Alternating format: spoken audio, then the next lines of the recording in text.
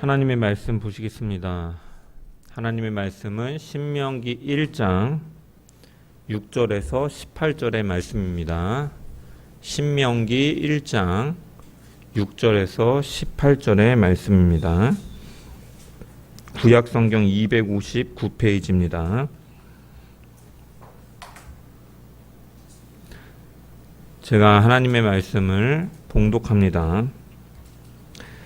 우리 하나님 여호와께서 호렙산에서 우리에게 말씀하여 이르시기를 너희가 이 산에 거주한 지 오래니 방향을 돌려 행진하여 아모리 족속의 산지로 가고 그 근방 곳곳으로 가고 아라바와 산지와 평지와 네겝과 해변과 가나안 족속의 땅과 레바논과 큰 강 유브라데까지 가라. 내가 너희의 조상 아브라함과 이삭과 야곱에게 맹세하여 그들과 그들의 후손에게 주리라 한 땅이 너희 앞에 있으니 들어가서 그 땅을 차지할지니라. 그때 내가 너희에게 말하여 이르기를 나는 홀로 너희의 짐을 질 수 없도다. 너희의 하나님 여호와께서 너희를 번성하게 하셨으므로 너희가 오늘날 하늘의 별같이 많거니와 너희 조상의 하나님 여호와께서 너희를 현재보다 1000배나 많게 하시며 너희에게 허락하신 것과 같이 너희에게 복 주시기를 원하노라. 그런즉 나 홀로 어찌 능히 너희의 괴로운 일과 너희의 힘겨운 일과 너희의 다투는 일을 담당할 수 있으랴. 너희의 각 지파에서 지혜와 지식이 있는 인정받는 자들을 택하라. 내가 그들을 세워 너희 수령을 삼으리라 한즉 너희가 내게 대답하여 이르기를 당신의 말씀대로 하는 것이 좋다 하기에 내가 너희 지파의 수령으로 지혜가 있고 인정받는 자들을 취하여 너희의 수령을 삼되 곧 각 지파를 따라 1000부장과 100부장과 50부장과 10부장과 조장을 삼고 내가 그때 너희의 재판장들에게 명하여 이르기를 너희가 너희의 형제 중에서 송사를 들을 때에 쌍방간에 공정히 판결할 것이며 그들 중에 있는 타국인에게도 그리할 것이라. 재판은 하나님께 속한 것인즉 너희는 재판할 때에 외모를 보지 말고 귀천을 차별 없이 듣고 사람의 낯을 두려워하지 말 것이며 스스로 결단하기 어려운 일이 있거든 내게로 돌리라. 내가 들으리라 하였고 내가 너희의 행할 모든 일을 그때에 너희에게 다 명령하였느니라. 아멘. 말씀을 통한 주의 은혜와 평강이 이 자리에 모인 모든 자들 가운데 넘치기를 축원합니다. 하나님의 백성은 언제나 말씀을 듣는 자리에서 시작되고 그 말씀을 따라가는 삶으로 이어집니다. 아브라함을 부르실 때도 하나님께서는 너는 너의 고향과 친척과 아비 집을 떠나 내가 내게 보여줄 땅으로 가라라고 말씀하셨고 아브라함은 그 말씀의 부르심에 따라서 그 말씀을 따라 나아갔습니다. 모세 역시도 하나님께서 모세를 부르실 때 떨기나무 가운데 말씀하셨고 그에게 소명을 주셨고 그가 말씀을 받고 그 말씀을 붙잡고 나아가서 이스라엘 백성을 이끄는 사명을 감당하게 되죠. 이처럼 하나님의 말씀은 우리를 부르시고 우리의 삶의 방향을 만들어 가십니다. 지난 시간에 말씀드린 것처럼 신명기는 가나안 땅에 들어가기 직전에 모세가 광야 2세대에게 전하는 설교입니다. 가나안 땅에 입성하는 세대에게 하나님께서 맺으신 언약을 다시 확인하고 그 언약 안에서 어떠한 삶을 살아가야 하는지를 선포하는 설교의 말씀이죠. 이러한 흐름 속에서 신명기 1장은 광야의 사건을 단순하게 회상하는 것이 아니라 이제 가나안으로 들어가야 할 백성이 현실 속에서 어떤 방식으로 살아가야 하는지를 구체적으로 보여주는 말씀이라 할 수 있습니다. 그래서 오늘 우리는 이 말씀을 통해서 하나님께서 말씀하시고 그 말씀을 들은 백성을 어떻게 이끄시는지, 그리고 그 백성이 어떠한 모습으로 살아가야 하는지를 우리는 함께 살펴볼 것입니다. 특별히 6절의 말씀을 보면 하나님께서 이렇게 말씀하시죠. 너희가 이 산에 거주한 지 오래니 방향을 돌려 행진하라. 이 말씀은 신앙의 본질을 드러내는 말씀이죠. 하나님은 말씀하신 후에 반드시 그 말씀으로 나아가게끔 하시는 분이시다라는 것이죠. 그래서 우리는 이 말씀 앞에 하나님께서 오늘 우리를 어떻게 부르시고 어떠한 걸음으로 이끄시는지를 함께 깨닫는 시간 되기를 주의 이름으로 간절히 축원합니다. 본문 6절을 다시 보면 이렇게 기록되어 있습니다. 함께 6절의 말씀을 읽어보겠습니다. 시작. 우리 하나님 여호와께서 호렙산에서 우리에게 말씀하여 이르시기를 너희가 이 산에 거주한 지 오래니. 아멘. 여기에 먼저 우리가 놓치지 말아야 될 중요한 표현은 우리 하나님 여호와라는 표현입니다. 모세는 단순히 여호와께서 말씀하셨다라고 하지 않고 우리 하나님 여호와께서 우리에게 말씀하셨다라고 기록하고 있죠. 한글 성경은 우리 하나님이라는 표현이 먼저 나오지만 원문을 보면 예흐와 엘로헤누, 그래서 여호와 우리 하나님이라고 기록되어서 여호와라는 말이 맨 앞에 나오고 있습니다. 이 여호와라는 이름은 출애굽기 3장에서 이스라엘을 자기 백성으로 삼으시기 위해 모세를 통해 이스라엘에게 알려주신 이름입니다. 즉 여호와는 단순한 호칭이 아니라 하나님께서 자기 백성과 언약을 맺으실 때 계시하신 이름이고 그들을 끝까지 책임지시겠다라는 의미가 담겨 있는 이름입니다. 뒤에 나오는 우리 하나님이라는 표현은 이 언약 관계를 더욱 강조해 주는 표현이죠. 그 여호와를 우리 하나님이라고 언급함을 통해서 이 모든 율법의 내용이 이스라엘의 하나님이 이스라엘과 맺으신 그 새로운 언약의 관계에 근거해서 자기 백성에게 말씀하셨다라는 의미를 내포하고 있는 것으로 하나님과 이스라엘의 관계를 매우 친밀하고 인격적인 관계로 묘사하는 표현이기 때문이죠. 이처럼 하나님께서는 자기 백성과 관계를 맺으시고 그리고 이스라엘은 그 하나님과의 언약 관계에 있는 백성이다라는 것이에요. 그렇기 때문에 하나님께서 하시는 말씀은 단순한 명령이라기보다는 관계 속에서 주어지는 말씀이다라는 것을 먼저 강조하고 있는 것이죠. 그리고 또 하나 주목해 봐야 될 것이 이 6절의 호렙산이라는 표현입니다. 우리는 보통 이 하나님께서 이 말씀을 하시고 율법을 주신 장소를 시내산이라고 알고 있죠. 그런데 신명기에서는 반복해서 호렙이라는 이름이 사용됩니다. 학자들에 따라 간혹 이 시내산과 호렙산을 다르게 보는 자도 있긴 하지만 시내산과 호렙은 다른 장소로 보기보다는 같은 장소를 가리키는 명칭으로 이해하는 것이 일반적인 학자들의 견해입니다. 그러므로 이 두 이름을 지나치게 대조해서 완전히 다른 의미를 가진다라고 말할 필요는 없습니다. 다만 문맥의 차이를 보여주는 경향은 있는데 출애굽기와 레위기에서는 하나님께서 강림하시고 율법을 주시는 역사적인 사건으로서 서술할 때 시내산이라는 표현이 많이 사용됩니다.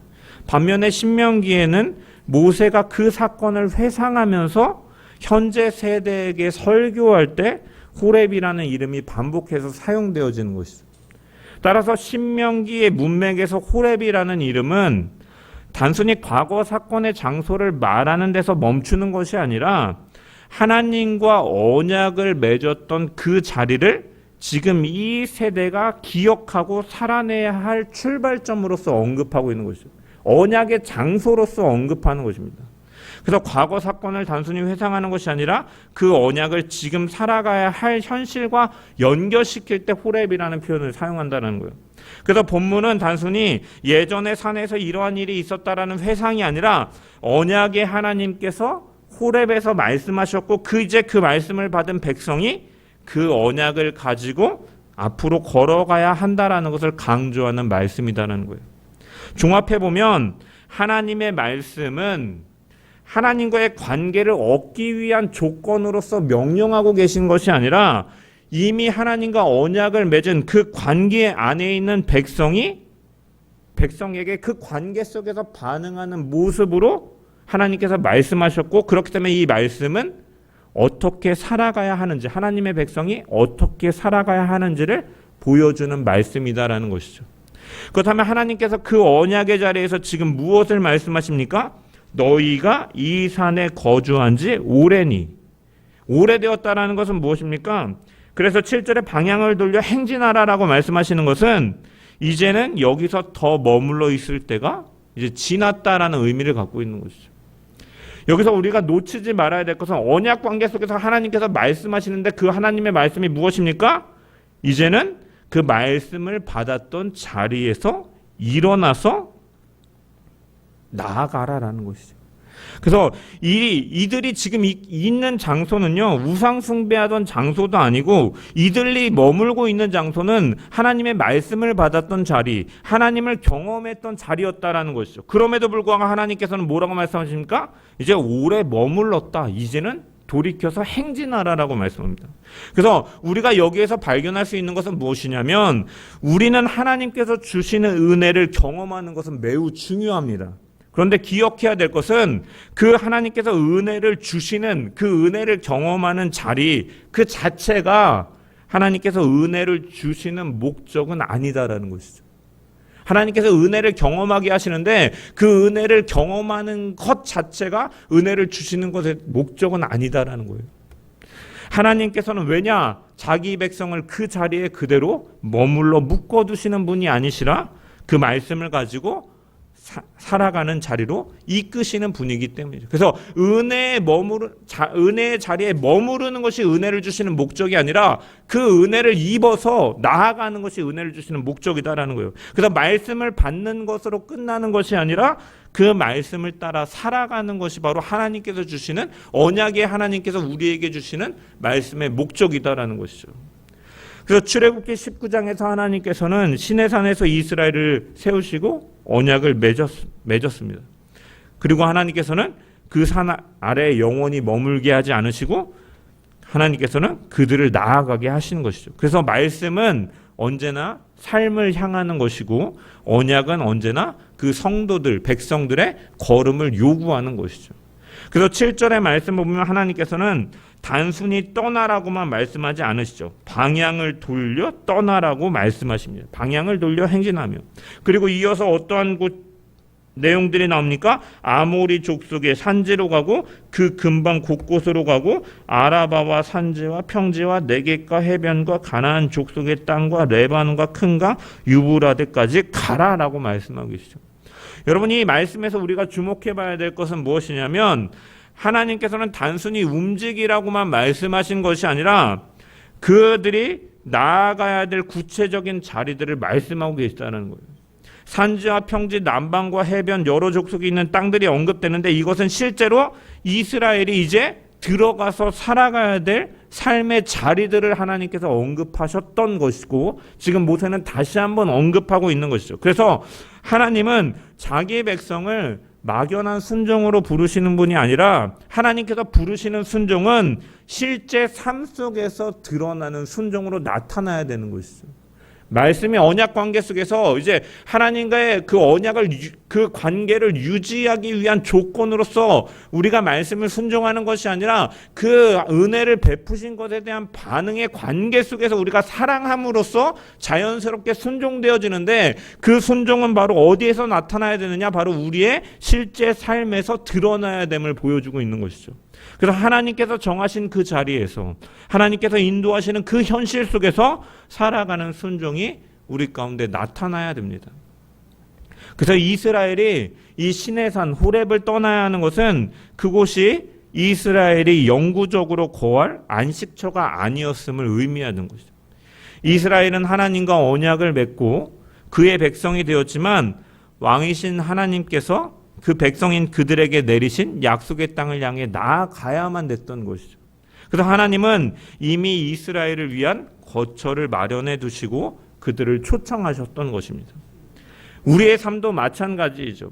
하나님께서는 우리가 영원한 안식처에 도달할 때까지, 우리가 본향에 갈 그날까지 끊임없이 말씀을 들고 방향을 돌려 행진하라고 말씀하시는 분이시죠.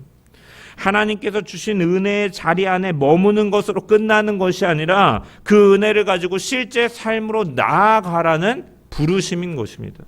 그래서 하나님께서는 자기 백성을 이 교회 공동체 안에만 머물게 하시는 분이 아니라 그 공동체 안에 속하여 있지만 그 은혜를 잊고 그 말씀을 따라서 세상 속에서 하나님의 뜻에 순종하며 살아가도록 부르셨다라는 거예요.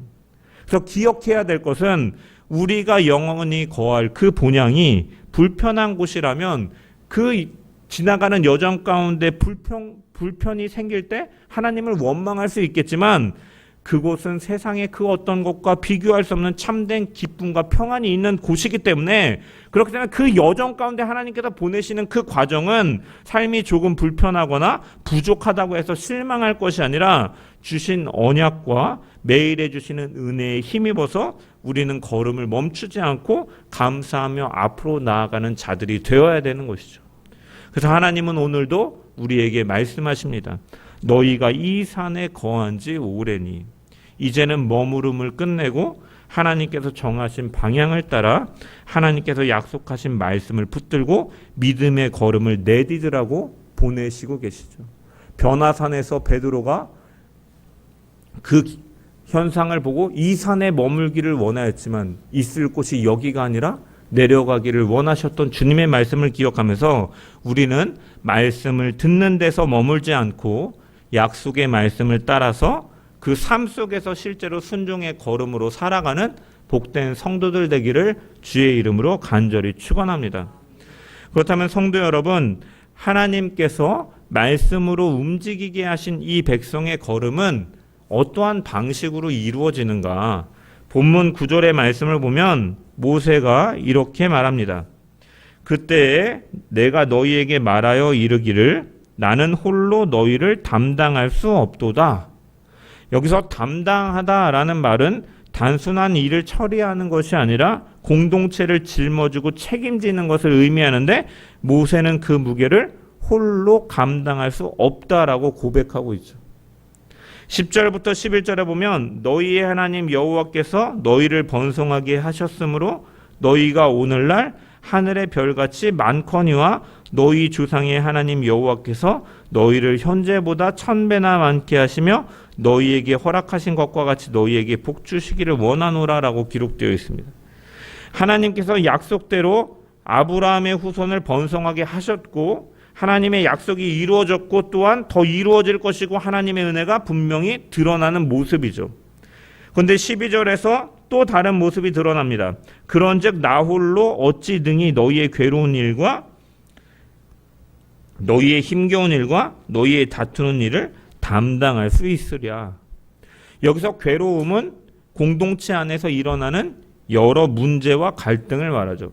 짐은 각 사람이 지고 있는 삶의 부담과 책임을 가리키는 단어이고 다툼은 그 공동체 안에서 실제로 발생하는 분쟁과 충돌을 의미합니다. 이것은 무엇을 보여줍니까? 하나님의 은혜를 경험하는 공동체라 할지라도 그 여정 가운데 그 삶 속에선 여전히 해결되지 않는 문제와 갈등은 존재할 수밖에 없다라는 것을 보여주죠. 말씀을 따라 이제 하나님께서 가라 하셨기에 가지만 그 과정 가운데는 여전히 내 안에 해결되지 않는 어려움과 문제와 갈등들이 존재한다라는 것이고 그리고 그러한 문제들은 한 사람의 힘으로 유지될 수 있는 것이 아니다라는 것 또한 보여줍니다.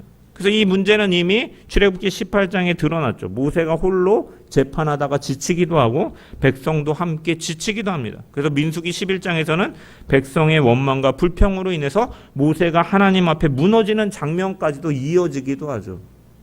그래서 13절에 모세는 말합니다. 너희 중에서 지혜롭고 지식이 있고 인정받는 자를 택하라. 그리고 15절에 그들을 이제 1000부장과 100부장과 50부장과 10부장과 이제 조장으로 삼으라라고 세우라고 말씀하죠. 이것은 하나님께서 이제 하나님의 말씀을 따라서 세상 가운데 나아가는 성도들을 향해서 그 질서를 세우시는 구조를 보여주는 것이죠. 하나님께서는 자기 백성을 혼자 두지 않으시고 공동체 안에 두시고 질서를 세우시고 그 안에서 걸음이 지속되도록 하시는 분이시다라는 거죠. 그래서 사도 바울은 하나님께서 교회에게 주신 여러 가지 은사들에 대해서 증언하였죠. 은사는 여러 가지나 성령은 같다. 성령은 같으나 또한 은사는 여러 가지이기 때문에 각자의 달란트를 가지고 주님의 몸된 교회를 섬기고 하나된 교회를 이뤄나간다라고 말씀하고 있죠. 그래서 몸은 하나이나 여러 지체가 있듯이 한 성령이 여러 가지 은사를 각 사람에게 나눠서 교회의 유익을 위해 섬기게 하셨다라고 말씀하고 있는 거죠. 그래서 성경은 갈라디아서 6장 2절을 보면 또 너희가 짐을 서로 지라라고 권고하고 있는 것이죠. 이 질서의 중심은 무엇입니까? 17절의 말씀은 하나님 분명히 말씀하시죠. 재판은 하나님께 속한 것인즉. 그래서 이 공동체를 하나님께서 세우셨는데 이 공동체는 하나님께서 모으시고 부르신 이 공동체는 사람의 지혜로 운영이 되는 공동체가 아니라 하나님을 기준으로 세워지는 공동체다라는 거예요. 사람은 그 질서 안에서 각각의 역할을 감당하지만 그 판단의 최종 기준은 하나님께 속해 있다라는 것 또한 보여주는 것이죠. 그래서 이것이 바로 이 모습이 바로 말씀을 들은 백성의 걸음이다라는 그 걸음을 유지하는 그 모습은 어떻게 나아가느냐? 그 걸음은 혼자 걸어가는 길이 아니다라는 것이죠.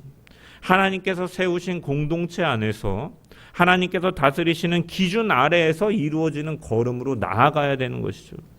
우리가 함께 예배를 드리고 말씀을 듣고 교제하는 자리를 통해서 하나님이 기준이 되는 삶을 배우고 그 질서 안에서 함께 걸어가는 것이 이 말씀을 따라 살아가는 백성들의 걸음이고 이것이 바로 믿음의 삶인 줄 믿습니다. 그리고 그 삶은 반드시 이 교회의 공동체 안에서만 이루어지는 것이 아니라 실제 삶의 자리로 이어지는 것이죠. 재판은 하나님께 속하였다라고 인정하는 것은 어느 순간에도 그 재판장이신 하나님의 통치 아래에서 살아간다는 것과 고백하는 거죠. 코람데오의 정신으로 살아가는 것이죠. 그래서 우리는 공동체 안에서 하나님의 은혜와 기준을 배우고 그 기준을 가지고 모든 자리에서 살아가는 것이죠. 그래서 우리는 가정에서 또한 직장에서 사람을 만나는 모든 관계 속에서 우리는 하나님의 통치를 인정하고 그분의 기준에 따라 살아가야 된다는 것입니다. 하나님께서 기뻐하시는 것이 무엇인지를 물으며 그 기준에 따라서 말하고 결정하고 행동하는 삶이 우리의 삶 가운데 나타나야 되는 거죠. 이처럼 하나님의 백성은 우리의 삶 전체에서 하나님의 기준으로 살아가는 것이고 그것이 바로 말씀을 들은 자의 모습이며 하나님 나라 백성의 모습인 줄 믿습니다. 하나님께서 세우신 공동체 안에서 그 기준을 붙들고 우리의 모든 삶 속에서 하나님을 기준으로 살아가는 우리 모든 자들 되기를 주의 이름으로 간절히 축원합니다. 이제 이 말씀은 하나님께서 다스리시는 백성의 삶이 어떠한 모습으로 드러나야 하는지를 보여주고 있습니다. 본문 16절을 보면은 이렇게 말씀합니다. 내가 그때에 너희의 재판장들에게 명하여 이르기를 너희가 너희의 형제 중에서 송사를 들을 때에 쌍방간에 공정히 판결할 것이며 그들 중에 있는 타국인에게도 그리할 것이라. 여기서 먼저 주목해 봐야 될 것은 송사를 들을 때라는 표현입니다. 이것은 단순히 법률적인 절차를 말하는 것이 아니라 공동체 안에서 실제로 발생하는 갈등과 분쟁의 자리를 가리키는 표현이죠. 하나님께서 세우신 공동체 안에서도 이해관계가 부딪히고 억울함을 호소하는 일이 생기고 서로 다투는 일이 생기는데 그 갈등 속에 하나님의 기준이 작동되도록 말씀하시는 것이죠. 그리고 이어서 쌍방간의 공정히 판결하라라고 말씀합니다. 여기 공정이라는 말은 편견 없이 치우침 없이 관계에 흔들리지 말고 사실과 기준에 따라서 판단하라라는 의미이죠. 그리고 17절에서는 이 명령이 더 구체적으로 설명이 됩니다. 재판은 하나님께 속한 것인즉 너희는 재판할 때 외모를 보지 말고 귀천을 차별 없이 듣고 사람의 낯을 두려워하지 말 것이며 스스로 결단하기 어려운 일이 있거든 내게로 돌리라 내가 들으리라. 외모를 보지 말라라는 표현은 겉모습, 신분, 영향력, 사회적인 위치를 기준으로 삼지 말라는 것이고 귀천을 차별 없이 듣고라는 말도 작은 자의 말도 큰 자의 말도 동일한 무게로 들으라는 말로 말씀하시는 것이죠. 당시의 사회에서는 권력 있는 자나 나이 많은 자나 재산이 많은 자나 가문이 유력한 자는 훨씬 더 큰 영향력을 가질 수밖에 없었는데 하나님께서는 그 공동체 안에서는 그 하나님의 백성들은 그러한 기준으로 살아가는 자들이 아님을 말씀하고 계신 거예요. 이것은 재판에 관해서 하시는 말씀이기도 하지만 아까 서두에 말씀드렸던 것처럼 신명기는 우리의 삶의 모든 원리들을 보여주는 가나안 땅에 들어가서 사는 그 모습을 말씀하고 있다라고 하고 있기 때문에 이것은 우리가 살아가는 실제 삶의 원리를 가르쳐주는 말씀이기도 한다는 거예요. 그래서 이러한 것들 세상적인 기준과 사회적인 영향력에 따라서 너희는 사람을 차별하지 말라라는 의미인 것이죠. 그렇기 때문에 사람의 낯을 두려워하지 말라고도 말씀하시죠. 고대 사회에서 재판은 단순한 사법 절차가 아니라 권력의 문제와 사실 직결되어 있었기 때문에 강한 자의 눈치를 보지 않고 판단하는 것이 사실은 쉬운 일이 아니었는데 왜냐? 잘못하면 보복당할 수도 있고 공동체 안에서 불이익을 당할 수도 있기 때문에. 하지만 하나님은 그 자리에서 사람을 두려워하지 말라라고 말씀하십니다. 왜? 재판은 하나님께 속한 것이다. 모든 것은 하나님의 통치 아래에 있고 하나님이 진정한 재판장이 되시기 때문이다라고 말씀하고 있는 거죠. 그래서 특별히 이 신명기 전체를 보면 그래서 너희는 공의 가운데 이것을 행하라라고 말씀하고 계시는데 이 신명기 전체에서 보면 이 공의의 원리가 이 신명기에 보통 어디와 연결되냐면 이 약자 보호와 사실 깊이 연관되어 있음을 우리는 신명기의 말씀을 통해 보게 됩니다.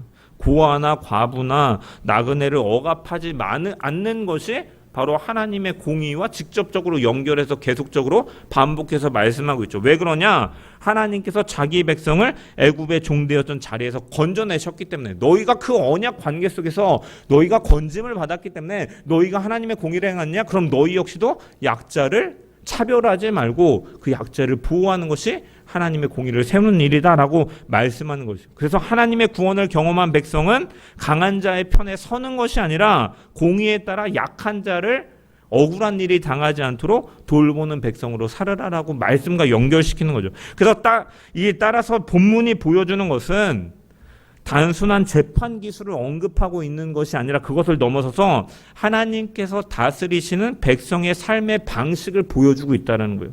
하나님의 백성은 사람을 따라서 판단하지 않는다. 힘과 조건에 따라 기울어지지 않는다. 하나님께서 보시는 기준으로 사람을 대하고 하나님께서 기뻐하시는 공의와 공평을 드러내며 살아가는 백성임을 말씀은 드러내고 있다는 거예요. 그리고 이 말씀은 신약에서도 그대로 이어지는 것이죠.